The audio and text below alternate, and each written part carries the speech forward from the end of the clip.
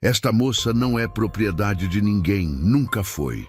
As palavras do fazendeiro Francisco de Sá Pimentel ecoaram pela sala principal da Fazenda Santa Cruz como um trovão em dia de céu limpo.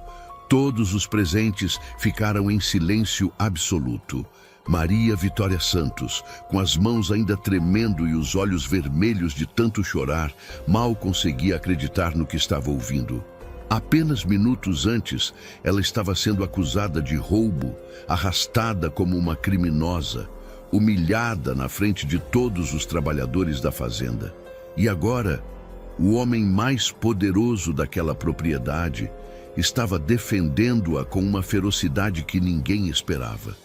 Tudo começou com uma tragédia que destruiu a vida dela em questão de semanas. Maria Vitória tinha 19 anos quando perdeu a mãe para uma febre misteriosa que nenhum médico da região conseguiu curar. A dor ainda estava fresca, o luto ainda pesava no peito, quando apenas 3 semanas depois, seu pai sofreu um acidente terrível com a carroça na estrada enlameada. A roda quebrou numa descida, a carroça tombou e ele não resistiu aos ferimentos. Em menos de um mês, Maria Vitória ficou completamente sozinha no mundo, sem irmãos, sem tios próximos, sem ninguém que pudesse ampará-la. Era uma moça que sabia ler e escrever porque a mãe fizera questão de ensiná-la desde pequena. Conhecia plantas e remédios caseiros que a mãe preparava para os vizinhos. Gostava de cuidar do pequeno jardim nos fundos da casa humilde onde crescera. Mas tudo isso de nada valia quando se é mulher, jovem e órfã em pleno século XIX. Foi quando apareceu Alberto Santos, um primo distante do pai que ela mal conhecia. Ele surgiu 3 dias após o enterro, vestindo roupas boas demais para alguém que supostamente vinha ajudar a família enlutada. Os olhos dele brilhavam com uma ganância que Maria Vitória, em sua inocência e desespero, não conseguiu perceber de imediato. Alberto disse que cuidaria de tudo, que ela não precisava se preocupar, que era sua obrigação como parente mais próximo assumir as responsabilidades. Maria Vitória, perdida na dor e no medo do futuro, confiou nele. Foi o maior erro da vida dela. Em menos de 2 semanas, Alberto vendeu tudo. A casinha simples, mas aconchegante onde ela crescera. Os móveis que carregavam memórias de família, as ferramentas de trabalho do pai, as panelas de cobre da mãe, os poucos livros que possuíam, tudo foi transformado em dinheiro que desapareceu nos bolsos dele como água escorrendo entre os dedos. E quando não sobrou mais nada para vender, Alberto vendeu a própria Maria Vitória.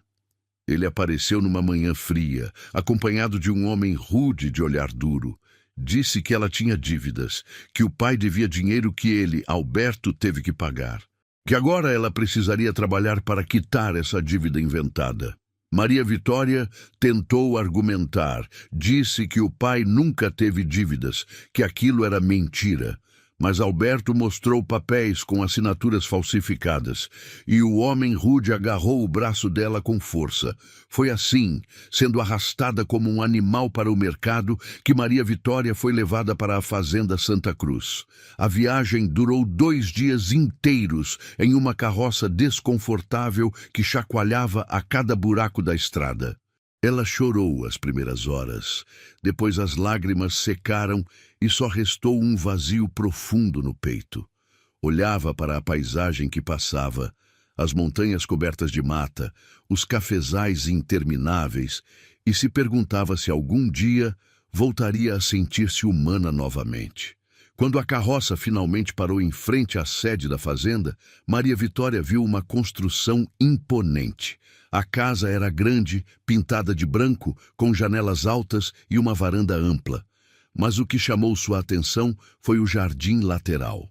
Ou melhor, o que um dia fora um jardim. Agora era apenas um emaranhado de mato crescido, plantas mortas, caminhos cobertos de folhas secas. Havia algo profundamente triste naquele abandono. A porta da frente se abriu e surgiu uma mulher alta, magra, de rosto severo e olhos pequenos que pareciam avaliar tudo com desprezo. Era Dona Cecília, a governanta da fazenda. Ela desceu os degraus com passos firmes, as mãos cruzadas na frente do corpo, e examinou Maria Vitória de cima a baixo como quem avalia uma mercadoria no mercado. "Então é essa a moça que o primo vendeu", disse Dona Cecília com voz áspera. "Parece fraca demais para o trabalho pesado, mas vamos ver se presta para alguma coisa." Maria Vitória engoliu o choro que ameaçava voltar e ergueu o queixo. Não daria a essa mulher a satisfação de vê-la quebrada. Não importava o que acontecesse, ela manteria a dignidade que a mãe sempre lhe ensinara a preservar. "Venha", ordenou Cecília, dando as costas e esperando que Maria a seguisse. "Vou mostrar onde vai dormir e quais serão suas obrigações. E que fique claro desde já, aqui não há espaço para preguiça ou choro. Trabalha direito ou sofre as consequências." Maria Vitória pegou a trouxa pequena com suas poucas roupas e seguiu a governanta pelos fundos da casa. Passaram pela cozinha enorme, onde outras mulheres trabalhavam em silêncio.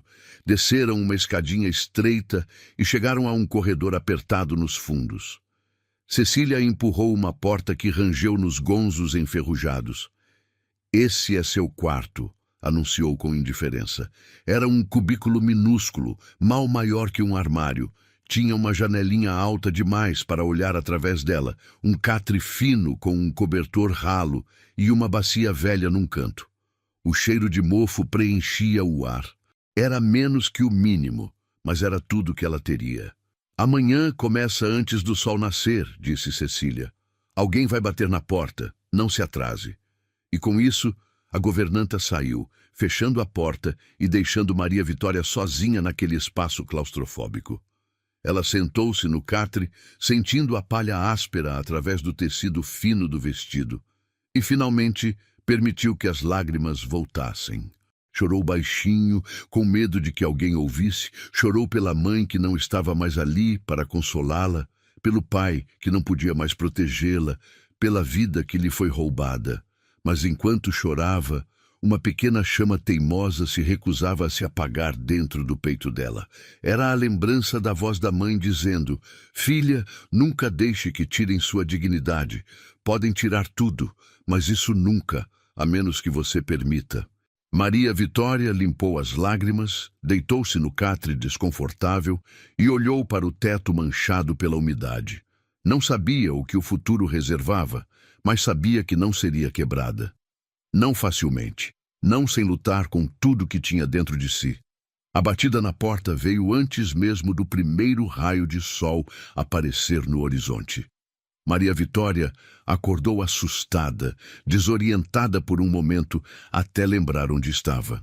O corpo doía todo de ter dormido naquele catre duro, e o frio da madrugada penetrava pelos buracos da parede mal rebocada. "Levante-se." A voz áspera de Cecília veio do outro lado da porta. "O trabalho não espera preguiçosa." Maria Vitória se levantou rapidamente. Vestiu o vestido simples que Cecília deixara para ela na noite anterior.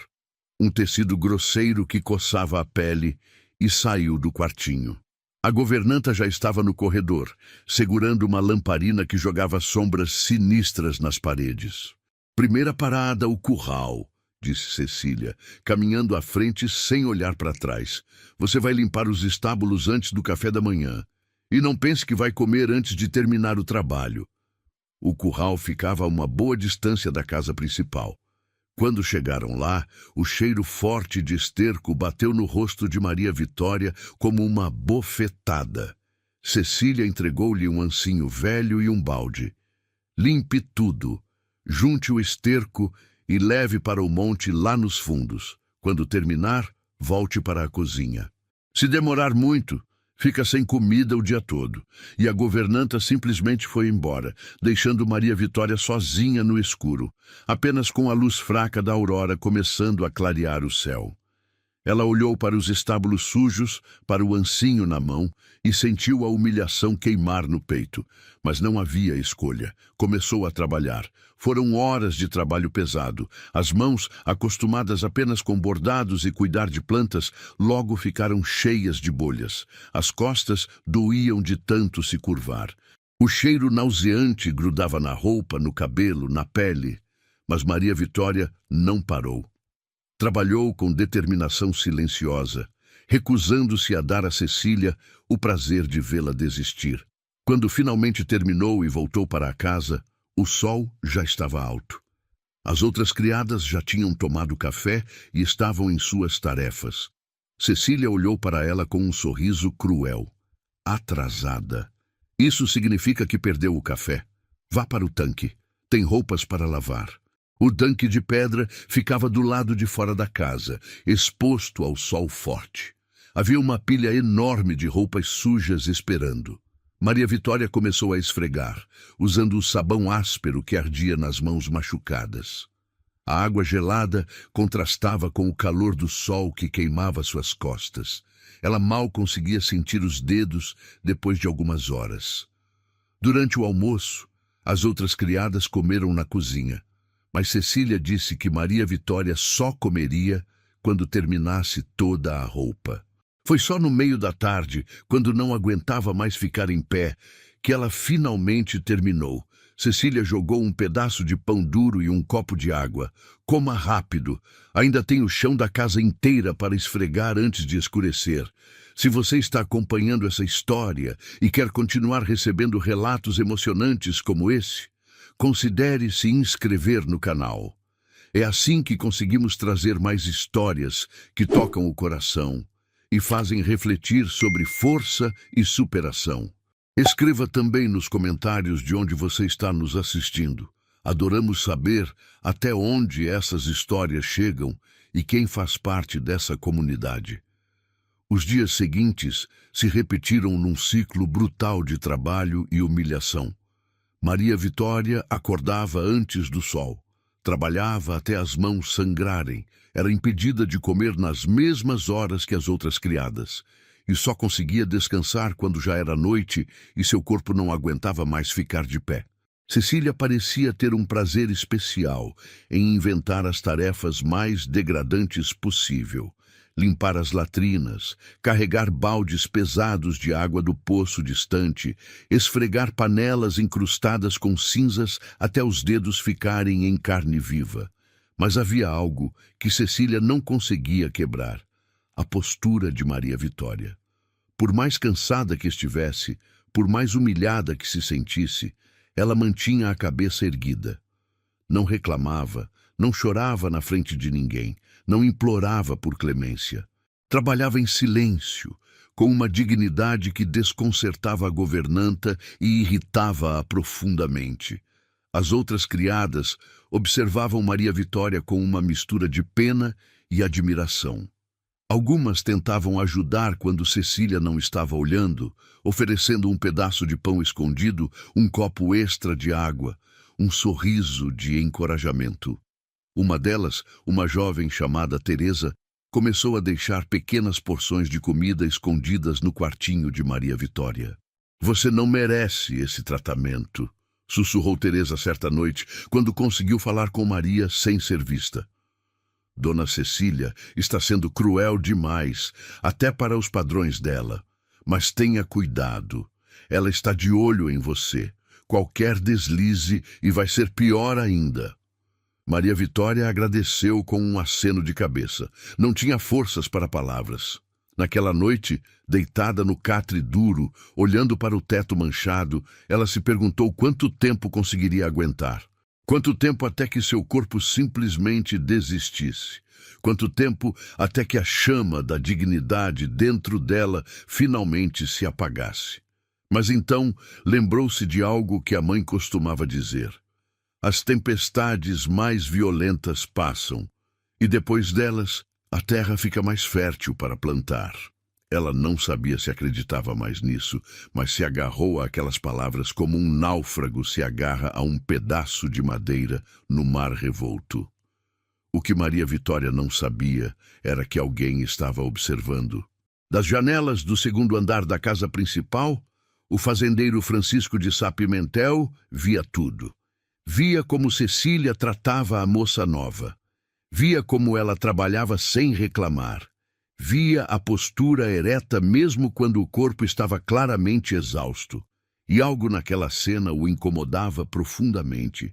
Contudo, os fantasmas do próprio passado o mantinham distante, incapaz de interferir, pelo menos por enquanto. 3 semanas haviam se passado desde a chegada de Maria Vitória à fazenda Santa Cruz. 3 semanas de trabalho incessante, de humilhações diárias, de noites em que ela desabava no catre, sem forças nem para tirar os sapatos sujos. Mas naquela manhã, algo diferente estava prestes a acontecer. Cecília apareceu no quartinho com uma expressão que Maria Vitória não conseguiu decifrar. Não era o desprezo usual, mas algo parecido com satisfação maliciosa. "Hoje você tem uma tarefa nova", disse a governanta. "Venha comigo." Maria Vitória a seguiu, mas desta vez não foram para os estábulos ou para o tanque. Caminharam pelo lado da casa até chegarem a uma área cercada por um muro baixo de pedra. Cecília parou em frente a um portão de ferro enferrujado. "Este é o jardim", anunciou com voz cheia de desdém. "Estava abandonado há anos, está cheio de mato, plantas mortas, caminhos cobertos de folhas. A falecida esposa do patrão cuidava daqui, mas desde que ela morreu, ninguém mais tocou neste lugar. Você vai limpar tudo." E quando digo tudo, é tudo mesmo. Arrancar o mato, limpar os caminhos, deixar apresentável. Maria Vitória olhou para o portão fechado, o coração dando um pulo estranho no peito. Um jardim.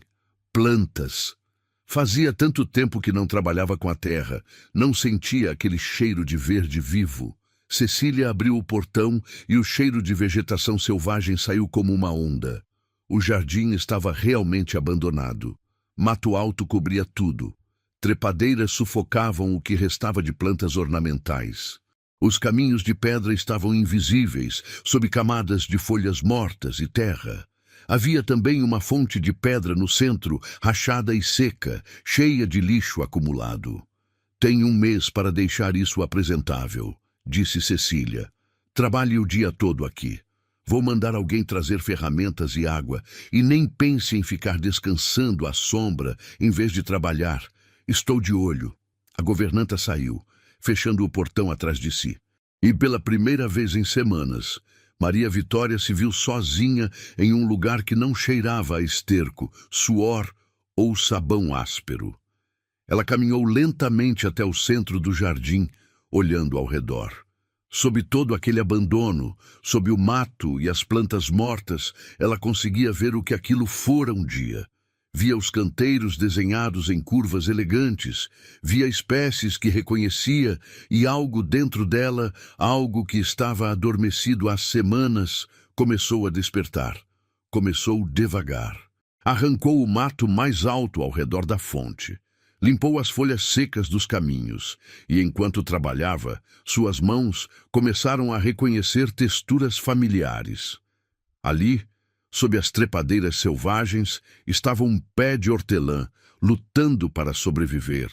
Mais além, escondidas sob o mato, folhas de manjericão, e naquele canto, quase morta, mas ainda com um fio de vida, uma planta de confrei, que a mãe usava para curar ferimentos. O coração de Maria Vitória acelerou. A esposa do fazendeiro não tinha apenas um jardim decorativo, ela cultivava plantas medicinais, assim como a mãe de Maria Vitória fazia. Era como encontrar uma amiga através do tempo, alguém que compartilhava da mesma paixão. Trabalhou o dia inteiro com um empenho renovado. Não era mais apenas cumprir uma tarefa humilhante, era resgatar algo precioso que estava sendo perdido.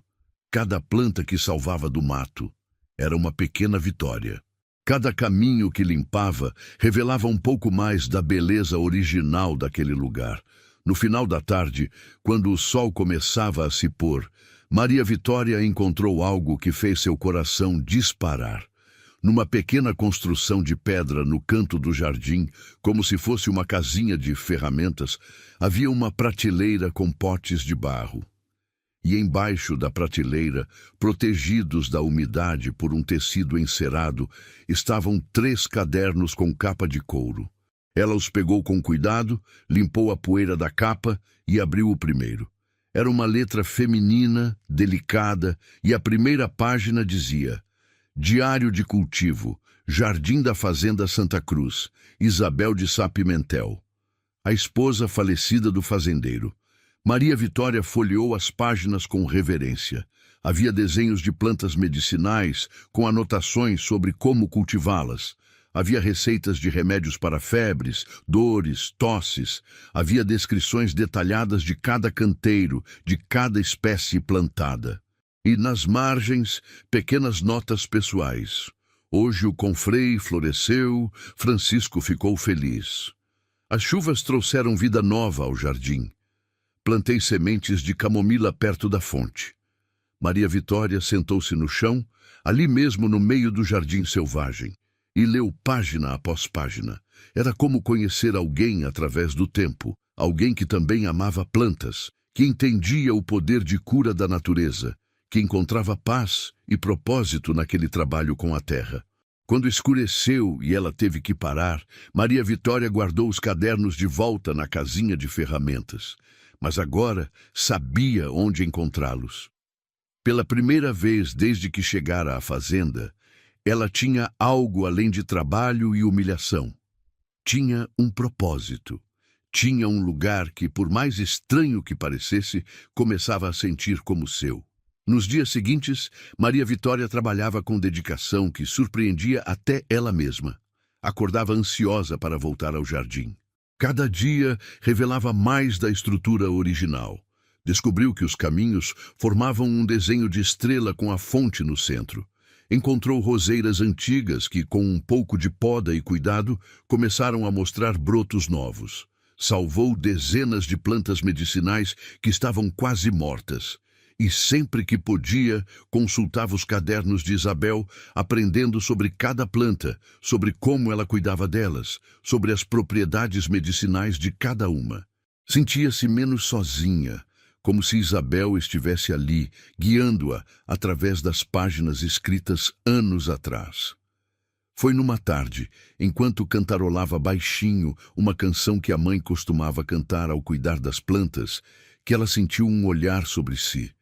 Virou-se rapidamente, mas não viu ninguém.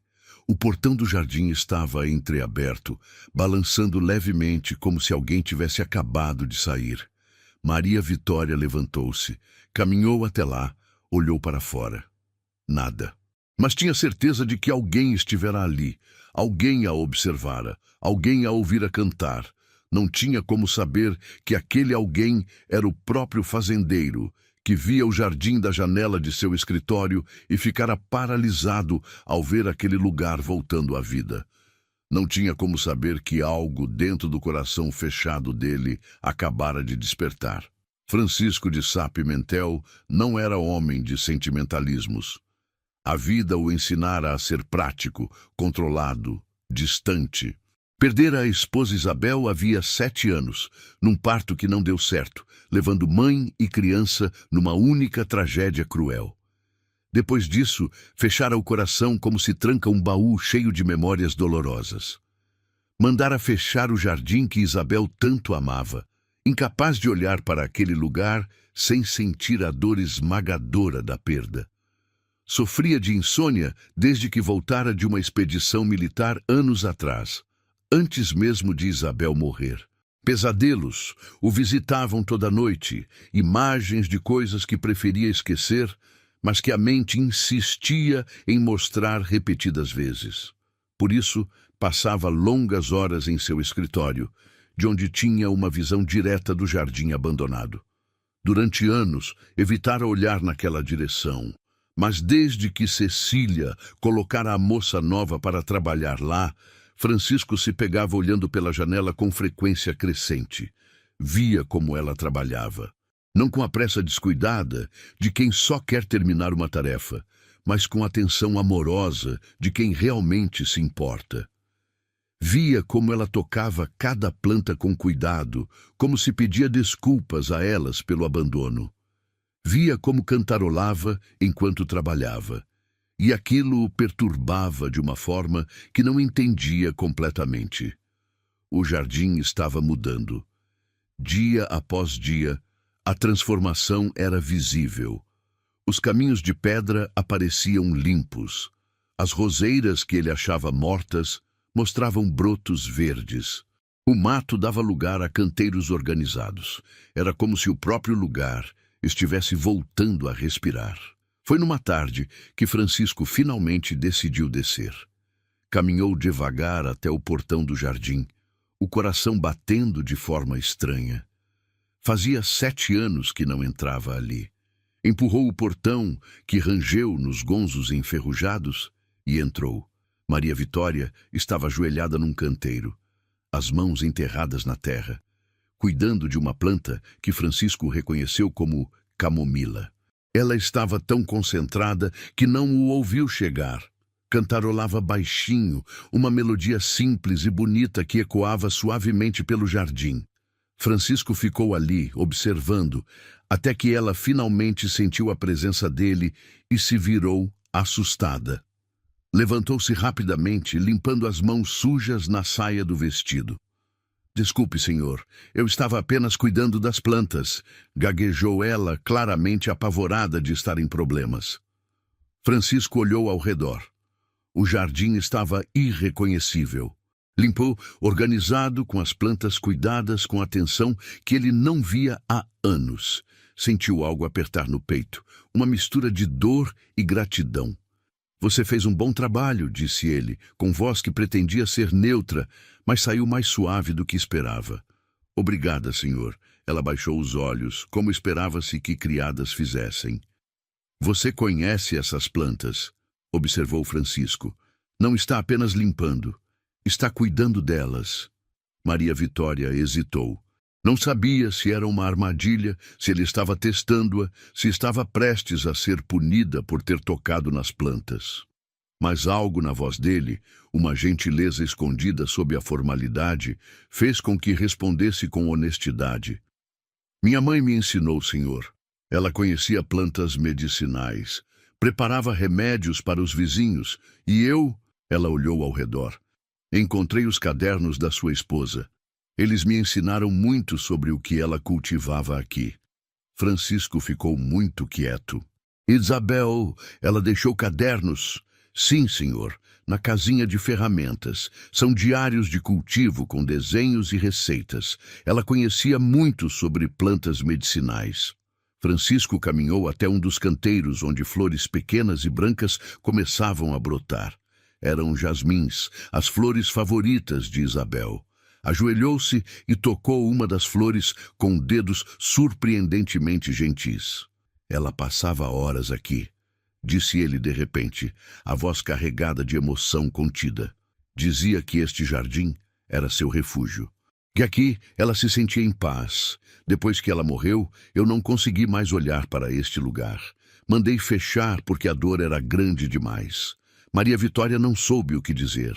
Sentia que estava sendo permitida uma pequena fresta de intimidade, algo precioso e frágil. Mas agora, Francisco continuou, levantando-se e olhando ao redor. "Agora vejo este lugar voltando à vida. E é como se ela estivesse aqui novamente. Não da forma dolorosa, mas da forma reconfortante. Como se estivesse aprovando." Seus olhos encontraram os de Maria Vitória. "Obrigado por isso. Por cuidar do jardim dela com tanto respeito." "É um privilégio, senhor", Maria Vitória respondeu com sinceridade. "Cada planta aqui tem uma história. Posso sentir o amor que ela colocou neste lugar.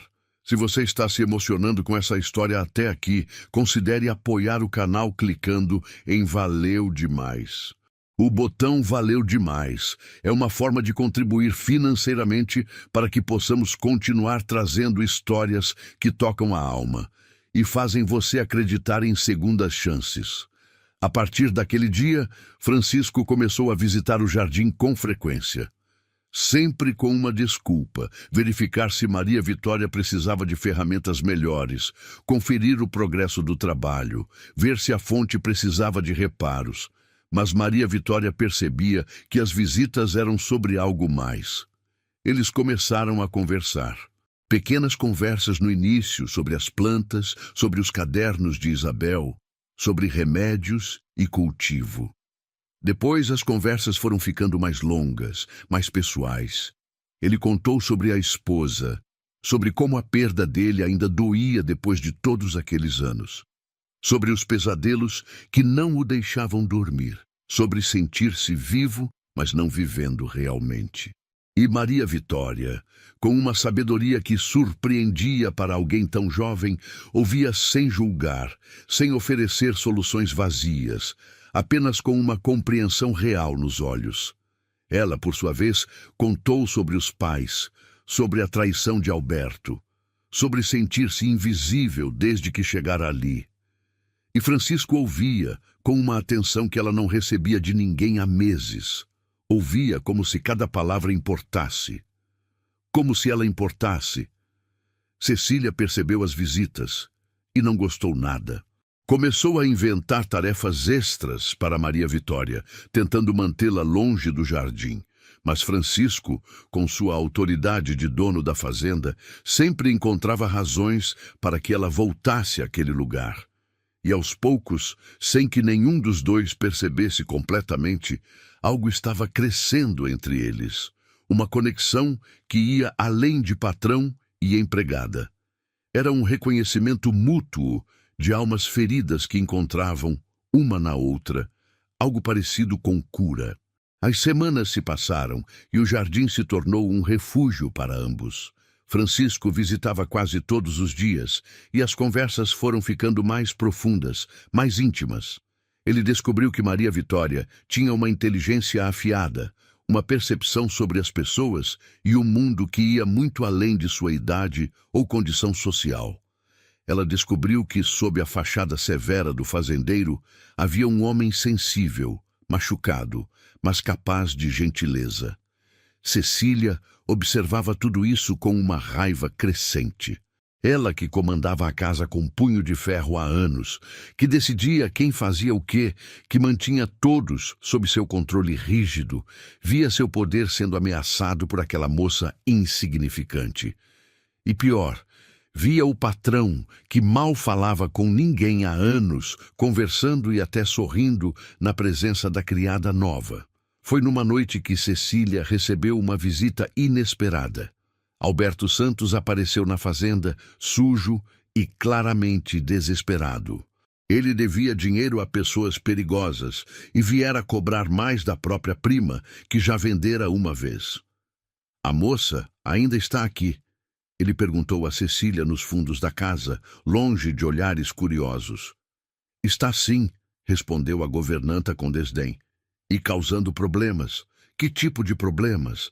Cecília hesitou, mas a raiva falou mais alto que a prudência. "O patrão está se apegando a ela. Passam tempo demais juntos no jardim. As outras criadas já estão comentando. Isso precisa acabar antes que ela comece a ter ideias acima da posição dela." Os olhos de Alberto brilharam, com um plano se formando. "Então precisamos nos livrar dela.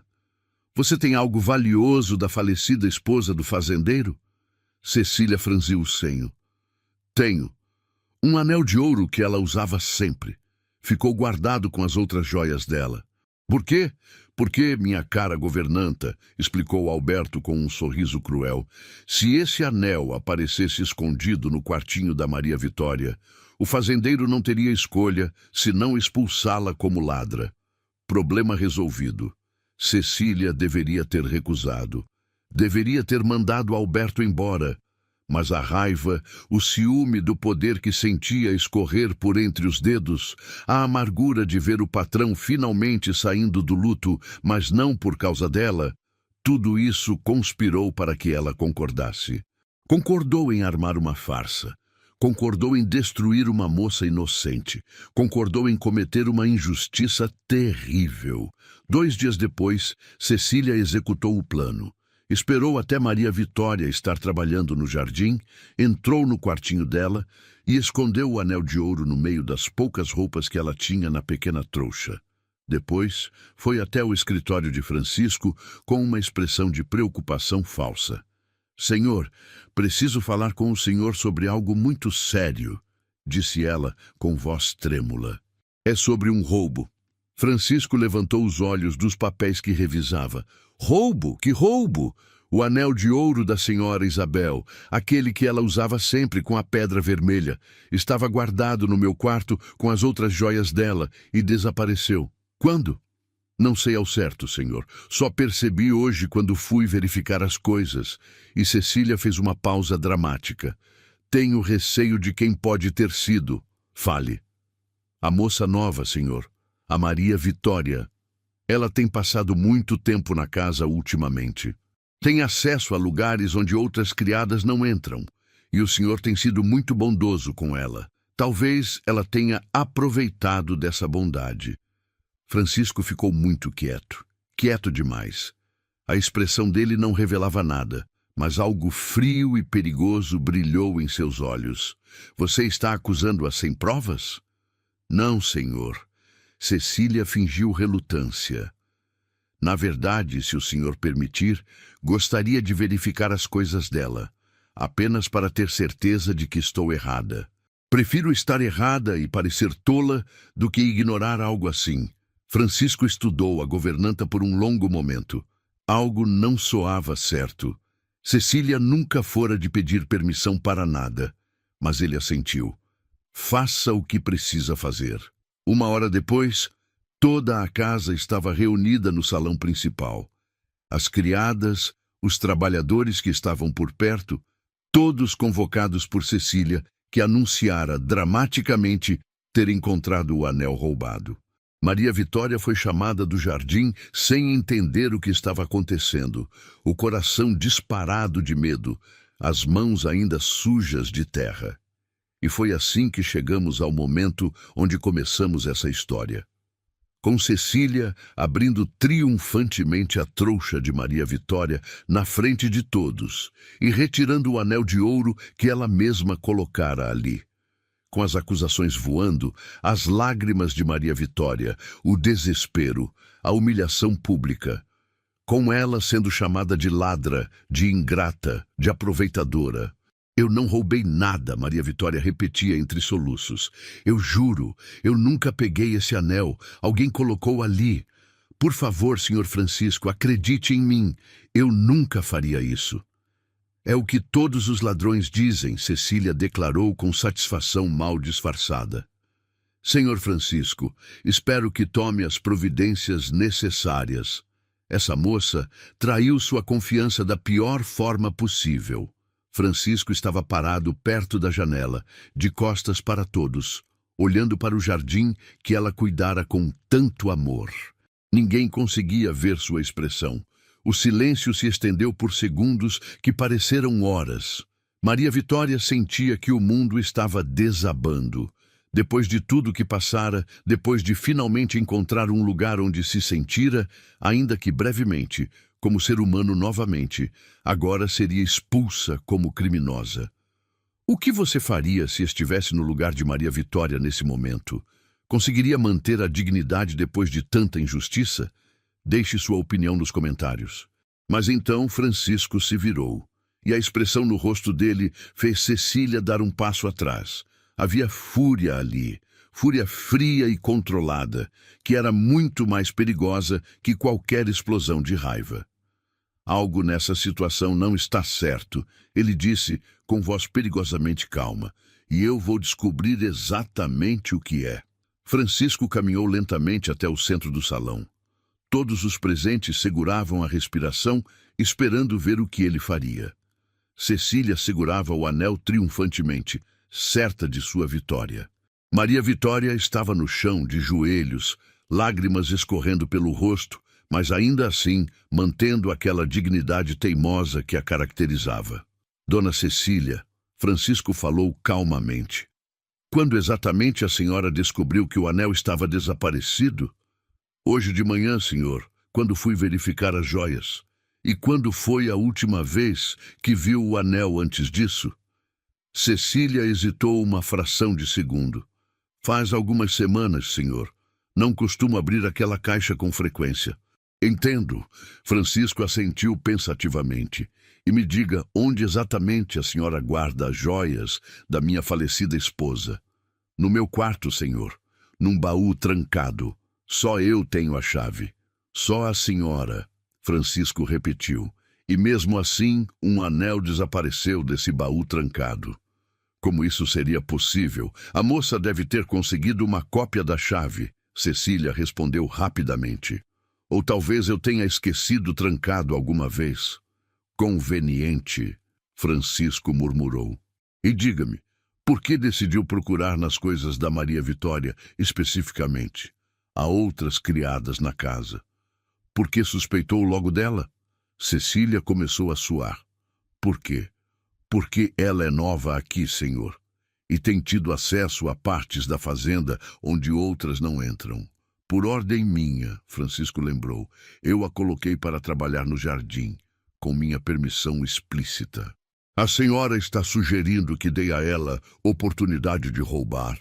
Não, senhor, eu apenas... Cecília estava perdendo o controle da situação. Foi então que uma voz pequena, trêmula, surgiu do fundo do salão. Era Teresa, a criada jovem que às vezes ajudava Maria Vitória escondido. Senhor Francisco, ela deu um passo à frente, as mãos tremendo. Eu tenho algo a dizer. Cecília ficou branca. Cale a boca, Teresa. Isso não é da sua conta. Mas Francisco ergueu a mão. Deixe-a falar. Teresa olhou para Maria Vitória, depois para Cecília e tomou coragem. Eu vi, senhor, 2 dias atrás. Vi Dona Cecília saindo do quartinho da Maria Vitória. Ela estava sozinha lá e parecia estar escondendo alguma coisa. Achei estranho na hora, mas não disse nada porque tenho medo da Dona Cecília. Você está mentindo, Cecília praticamente gritou. Mentindo para proteger sua amiguinha ladra. Por que mentiria, Dona Cecília? Teresa estava ganhando confiança agora. O que eu ganharia com isso? E além do mais, ela olhou ao redor. Várias de nós vimos o senhor Alberto Santos rondando a fazenda esses dias. Ele e a Dona Cecília conversaram sozinhos nos fundos. Todo mundo viu. Um murmúrio percorreu os presentes. Francisco ficou muito quieto, processando a informação. Depois olhou para Cecília com uma intensidade que fez a governanta recuar. Alberto Santos esteve aqui? Por que não fui informado? Ele só veio buscar notícias da prima, Cecília gaguejou. Não achei necessário incomodar o senhor. Notícias da prima que ele vendeu como mercadoria, Francisco disse friamente. Que interesse caridoso. E os dois conversaram sozinhos. Sobre o quê? Assuntos sem importância. Francisco deu 2 passos na direção dela. Dona Cecília, a senhora tem trabalhado nesta fazenda por quantos anos? 15 anos, senhor. 15 anos durante os quais confiei na senhora completamente. Dei-lhe autoridade sobre toda a casa. Acreditei na sua integridade. E agora descubro que esconde visitas, que entra em quartos de criadas sem razão aparente, que faz acusações convenientes. Senhor, eu posso explicar. Então explique, a voz dele era de aço. Explique por que Teresa a viu no quarto da Maria Vitória 2 dias antes de subitamente descobrir que um anel estava faltando. Explique por que se encontrou secretamente com o homem que vendeu essa moça. Explique por que tudo isso acontece exatamente quando a senhora claramente não aprova a atenção que tenho dado a Maria Vitória. O silêncio era absoluto. Cecília abriu e fechou a boca, mas nenhuma palavra saiu. A expressão no rosto dela estava mudando, passando de indignação para pânico, para finalmente derrota. Não foi o senhor Alberto quem colocou essa ideia na cabeça da senhora. Francisco continuou implacavelmente.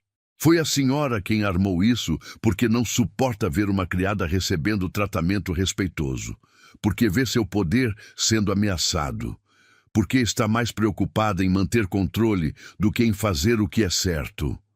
Lágrimas começaram a correr pelo rosto de Cecília, mas não eram lágrimas de tristeza, eram de raiva, de humilhação, de ver sua posição desmoronando na frente de todos. Ela não merece sua atenção, Cecília finalmente explodiu. É uma simples criada, uma ninguém. O senhor está desonrando a memória da senhora Isabel ao se importar com essa. Cuidado, Francisco a interrompeu com voz perigosa. Muito cuidado com o que vai dizer agora. Mas Cecília estava além do controle. A amargura de anos jorrou como veneno. A senhora Isabel era uma dama, uma mulher de verdade, e o senhor passa horas no jardim dela com uma criada qualquer que mal sabe onde é seu lugar. Francisco deu um passo à frente e todos viram a transformação nele. O homem calmo e controlado deu lugar a algo mais primitivo, mais feroz. Você não tem o direito de falar o nome da minha esposa, ele disse com voz baixa, mas carregada de fúria contida. E não tem absolutamente nenhum direito de julgar quem merece ou não meu respeito.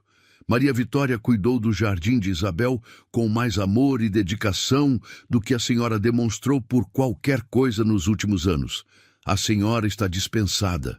Pegue suas coisas e saia da minha propriedade antes que eu me esqueça de que ainda tenho algum respeito pelos anos que trabalhou aqui.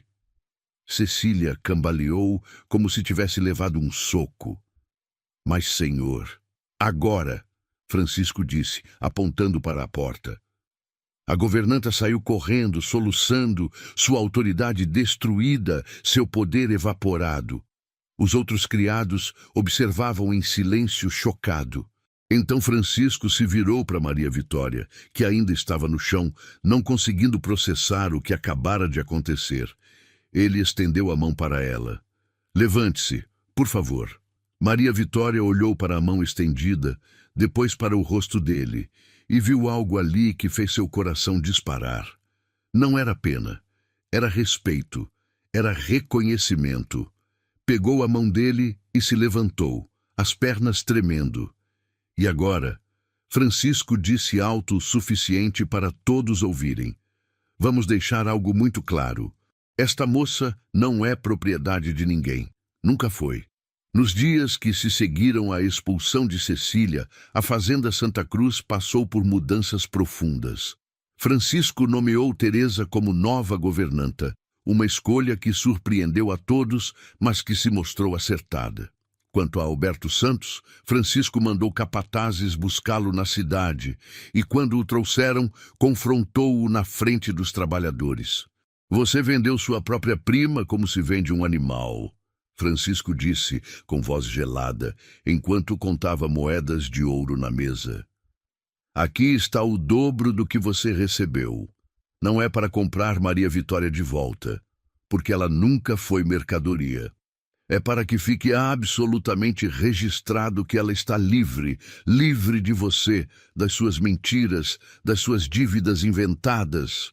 Pegou os papéis falsos que Alberto havia usado, rasgou-os em pedaços pequenos e jogou no rosto dele. E se eu o vir rondando esta fazenda novamente, ou se souber que tentou incomodar Maria Vitória de qualquer forma, vou garantir pessoalmente que passe o resto de seus dias miseráveis lamentando essa decisão. Está absolutamente claro. Alberto saiu correndo com o dinheiro e nunca mais foi visto naquela região. Maria Vitória foi transferida para um quarto melhor, com janela de verdade que dava para o jardim, cama confortável, um espaço onde podia respirar. Mas mais do que isso, Francisco a liberou formalmente de qualquer obrigação de trabalho como criada. Você é livre, ele disse numa conversa particular no jardim, sentados no banco de pedra que ela limpara semanas atrás. Livre para ir embora, começar vida nova em outro lugar. Tenho contatos na cidade que podem ajudá-la a encontrar trabalho decente, moradia apropriada. E ele hesitou, olhando-a com uma intensidade que fez o coração dela acelerar. Pode ficar aqui. Não como criada, mas como alguém que eu gostaria muito que ficasse. Os olhos de Maria Vitória se encheram de lágrimas. Por quê? Por que está fazendo tudo isso por mim? Francisco deu um passo mais perto. Porque quando olho para você, não vejo uma criada, não vejo alguém inferior. Vejo uma mulher inteligente, forte, digna. Vejo alguém que me fez lembrar que ainda estou vivo. Vejo alguém que trouxe vida de volta ao jardim de Isabel e, sem perceber, trouxe vida de volta a mim também. As palavras ficaram suspensas no ar entre eles. Maria Vitória mal conseguia respirar.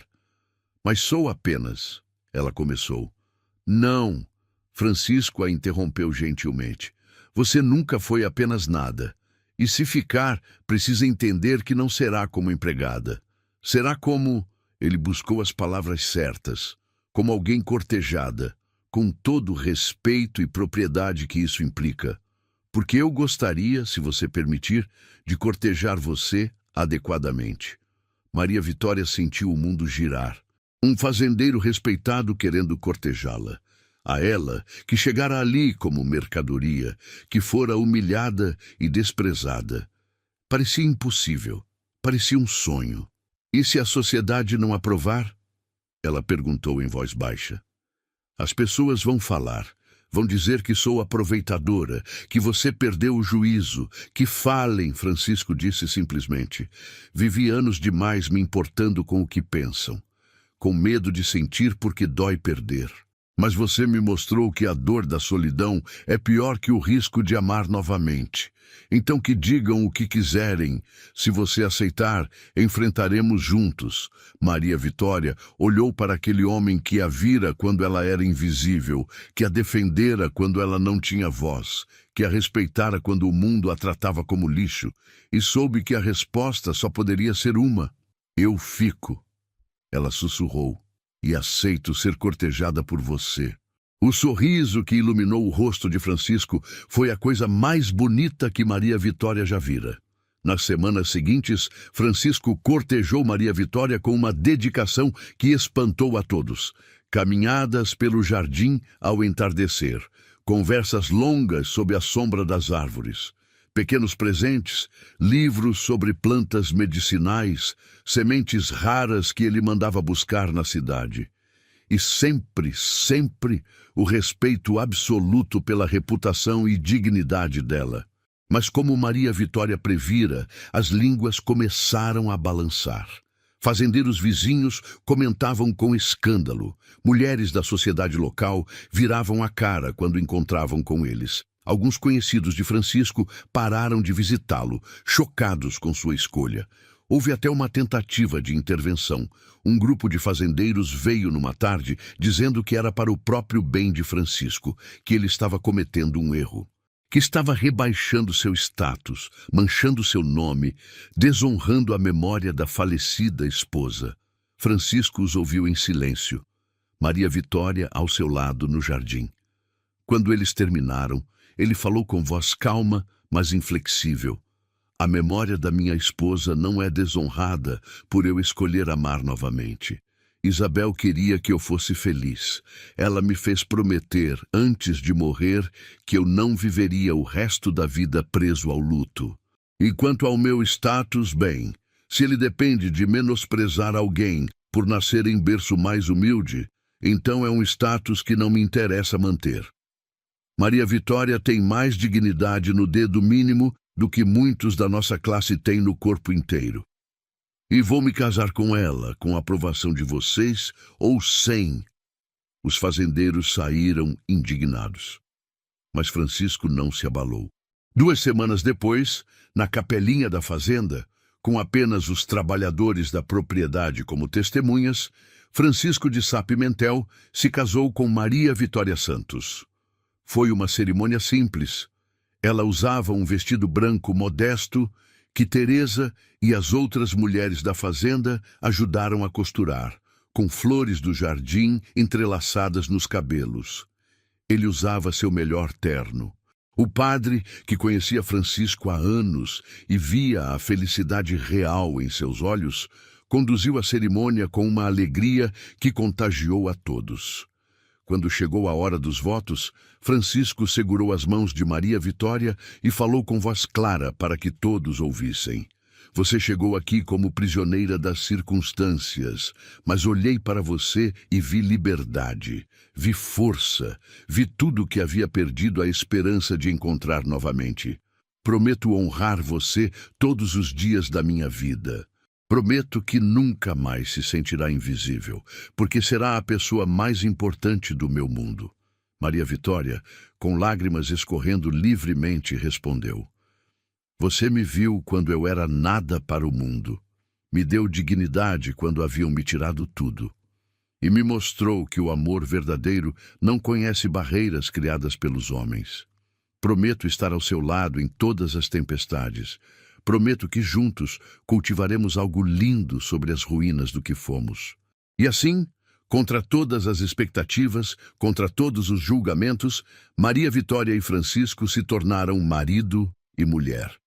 A festa foi simples, mas alegre, com música, comida farta e risos que ecoaram pela fazenda até tarde da noite. 2 anos haviam se passado desde aquele casamento simples na capela da fazenda, e que 2 anos tinham sido. Maria Vitória estava no jardim, uma mão apoiada na barriga arredondada, grávida de 7 meses do segundo filho. O primeiro, um menino que chamaram de Gabriel, brincava entre os canteiros de flores sob os cuidados atentos de Teresa. A fazenda Santa Cruz prosperava como nunca antes. Com Maria Vitória ao lado de Francisco, trazendo seu conhecimento sobre plantas medicinais, eles haviam diversificado as atividades da fazenda. Agora, produziam não apenas café, mas também ervas medicinais que vendiam para boticários de toda a região. A renda aumentara consideravelmente, e junto com ela veio o respeito que ninguém podia negar. Mas a mudança mais significativa tinha sido no jardim. Maria Vitória o transformara não apenas num lugar de beleza, mas também de aprendizado. Todas as tardes, ela dava aulas para as crianças da fazenda e da região, ensinando-as sobre plantas, sobre leitura, sobre como preparar remédios simples. O jardim, que estivera morto e abandonado por anos, agora vivia cheio de vozes infantis, de descobertas, de vida. No início, alguns fazendeiros vizinhos criticaram. Diziam que Francisco estava dando ideias acima da posição para crianças que deveriam apenas trabalhar. Mas quando essas mesmas crianças começaram a ajudar suas famílias com conhecimentos úteis, até os críticos tiveram que admitir que havia valor naquela iniciativa. A sociedade local eventualmente se acostumou com o casamento de Francisco e Maria Vitória. Alguns nunca aceitaram e continuaram mantendo distância. Mas outros, especialmente os mais jovens, começaram a visitar a fazenda novamente. Viam a felicidade real de Francisco, algo que ninguém conseguira despertar nos 7 anos de viuvez dele. Viam como Maria Vitória administrava tudo com graça e inteligência. E lentamente, muito lentamente, as portas que haviam se fechado começaram a se abrir de novo. Francisco estava diferente. Os pesadelos que o atormentavam por anos diminuíram drasticamente. Ele dormia melhor, sorria mais, parecia ter finalmente feito as pazes com os fantasmas do passado. E todos que o conheciam sabiam que a mudança tinha nome: Maria Vitória. Naquela tarde específica, enquanto Maria Vitória observava o filho brincar entre as flores que ela plantara, Francisco saiu de casa e veio se juntar a ela no jardim. Colocou um braço ao redor dela com cuidado, consciente da barriga grande. "Em que está pensando?" ele perguntou. "Em como a vida é estranha", ela respondeu, encostando a cabeça no ombro dele. "Há 2 anos eu era tratada como menos que nada. Dormia num cubículo, trabalhava até as mãos sangrarem, era chamada apenas de criada. E agora ela olhou ao redor, para o jardim florescente, para o filho brincando, para a casa que agora era seu lar. Agora tenho tudo isso. Um marido que me ama, um filho lindo, outro a caminho, um jardim cheio de vida, crianças aprendendo. Às vezes, preciso me beliscar para ter certeza de que não é sonho. Francisco beijou o topo da cabeça dela. Não é sonho. É o que acontece quando alguém finalmente reconhece o tesouro que sempre esteve ali, esperando para ser visto. Maria Vitória sorriu. Sabe, eu costumava ter tanto medo. Medo de nunca ser suficiente. Medo de que um dia você acordasse e percebesse que cometeu um erro ao me escolher. E agora? Agora sei que meu valor nunca dependeu de alguém me dar permissão para existir. Estava sempre aqui. Ela tocou o peito. Só precisava de alguém que me ajudasse a lembrar disso. E você fez mais que isso. Você construiu uma vida comigo, uma vida real, com respeito, com amor, com parceria. Francisco virou-a suavemente para olhar em seus olhos. Eu sou o sortudo aqui. Você me trouxe de volta à vida. Me mostrou que era possível ser feliz novamente, sem trair a memória do que perdi.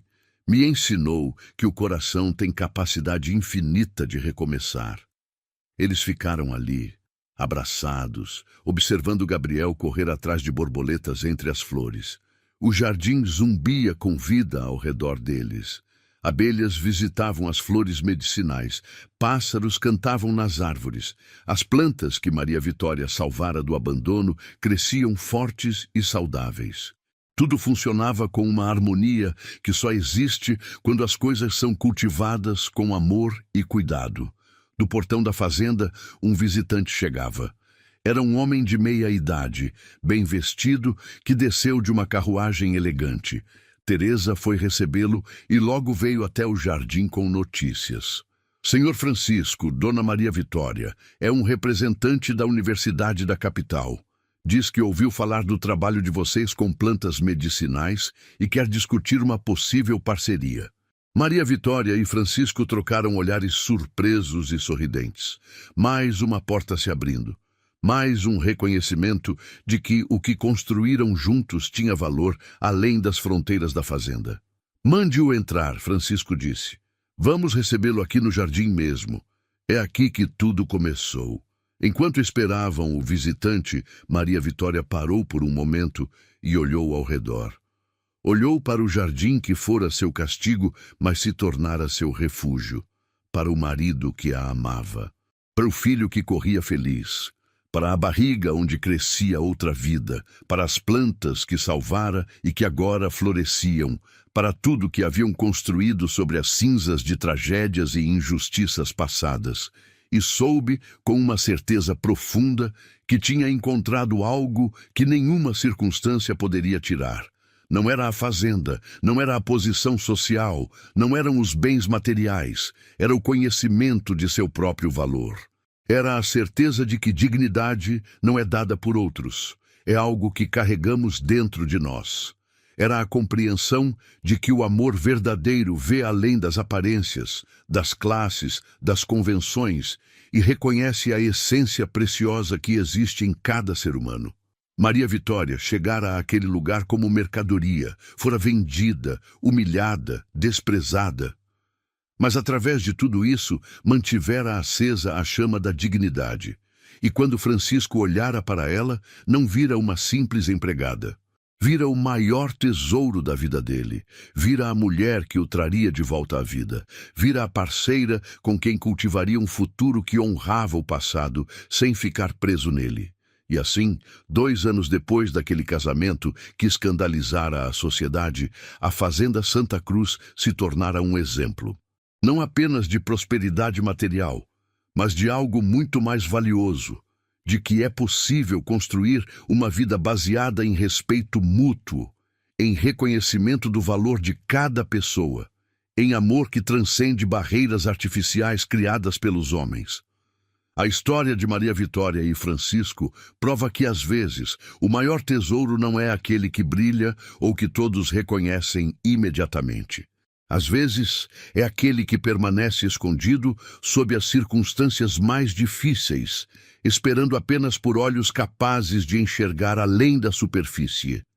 E quando esses olhos finalmente veem, Quando esse valor é finalmente reconhecido, algo extraordinário acontece. Não é apenas uma vida que se transforma, são duas, são famílias inteiras. São comunidades que aprendem que dignidade e respeito não são privilégios de poucos, mas direitos de todos. Se você acompanhou essa história até aqui e quer fazer parte da nossa comunidade de forma ainda mais especial, considere se tornar membro do canal. Membros têm acesso antecipado às histórias, entre outros benefícios exclusivos. E assim, chegamos ao final de mais uma história que nos lembra do poder transformador do amor e do respeito.